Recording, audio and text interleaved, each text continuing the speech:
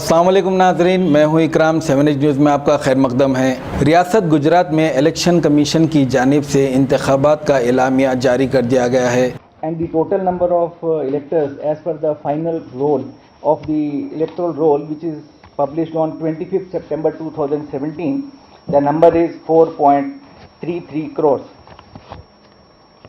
As far as electoral roll is concerned, a special drive to enroll all the left out voters was organized from 9th to 25th October, in which the BLOs have been asked to visit the houses of every family in the area, and if they will further collect the forms if some people have been left out. Photo electoral rolls are also updated, and the percentage is 99.99%.